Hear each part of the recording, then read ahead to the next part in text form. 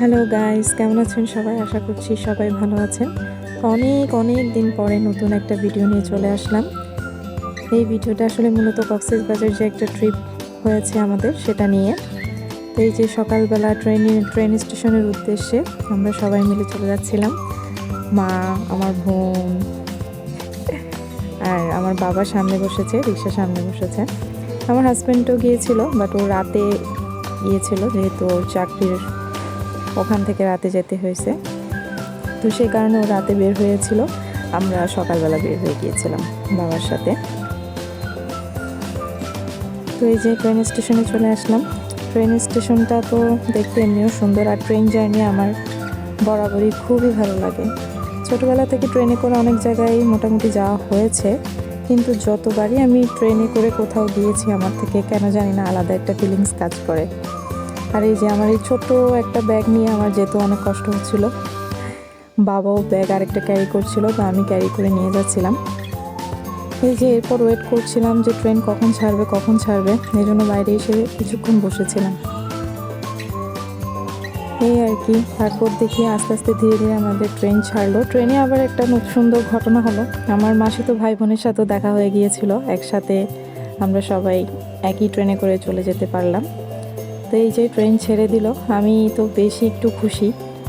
Train ছাড়লে আমার কেন জানি না খুব মজা লাগে। ফার্স্টে খুব স্লো চালাই, তো স্লো চালানোটাও আমার মজা লাগে। এই যে সবাইকে ফেলে চলে যাচ্ছি। এই যে ট্রেনের এই জায়গাটা, মানে এই সিনারিটা আমার এত ভালো লাগছিল। ট্রেন দেখতে দেখেন কি সুন্দর লাগছে, লম্বা ট্রেন রাস্তা দিয়ে চলে যাচ্ছে সুন্দর করে। খুব সুন্দর একটা জার্নি ছিল আসলে। ওদিনকার সকাল ভোর 7টার সময় ভোরে বের হয়েছিলাম, 6টার দিকে 7টার সময় বের হয়েছি। 7টার সময় আমরা ট্রেনে পৌঁছেছিলাম। এরপরে এই যে কক্সবাজারে, এটা কিন্তু কক্সবাজার পৌঁছে গিয়েছি।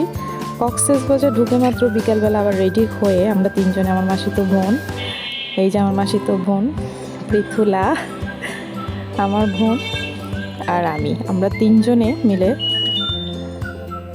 বিচের উদ্দেশ্যে বের হয়ে গেলাম। তিনজনেই বিচ গেলাম, আর কেউ ছিল না সাথে। তিনজনে মিলে বিচে ভালোই লাগলো। বলো না, লেডিস একসাথে মজা ভালো হয়। এই যে আমাকে একটু দেখিয়ে নিলাম।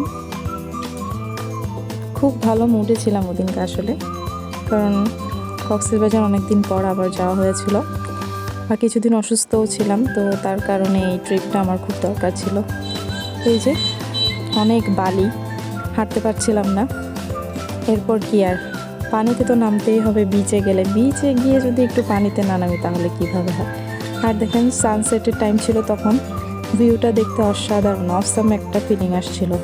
পানিগুলো ঠান্ডা, যেহেতু শীতকাল পানিগুলো প্রচুর ঠান্ডা ছিল। আর সন্ধ্যা হয়ে আসছিল তখন, বাতাস চারদিকে, আমার অনেক ভালো লাগছিল। আমার হাজব্যান্ডকে মিস করলাম অনেক, ও থাকলে আরও ভালো হতো। যদিও ও রাতের ভিতরে চলে এসেছিল, কিন্তু তারপরও ওকে মিস করলাম। কক্সবাজার তো ফার্স্ট ওর সাথে যাওয়া হয়েছিল আমার বিয়ের পর। এই যে যেটার উদ্দেশ্যে আসলে কক্সবাজার এবার যাওয়া, আমার ছোটো মামার নতুন ফ্ল্যাট নিয়েছে। তো ফ্ল্যাটের মানে গৃহপ্রবেশ যাকে বলে আর কি।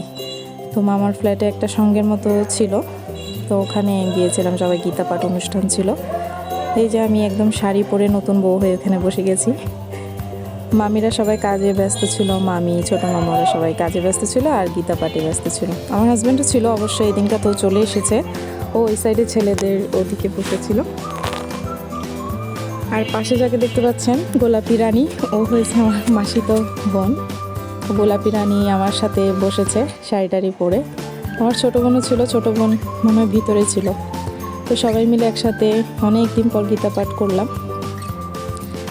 ভালো ছিল ওদিনকার পুরো দিনটা, খুব মজা করেছি একসাথে। অনেক দিন পর মাসিরা আমরা একসাথে অনেক দিন পর ছিলাম, তো আসলে একসাথে তো সেরকম যাওয়া হয় না কোথাও, তো একসাথে একটা জায়গায় গিয়ে খুব ভালো লেগেছিল।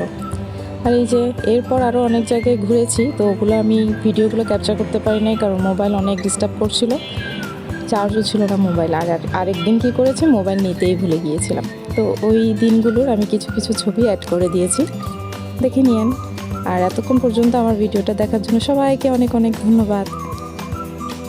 Bye guys.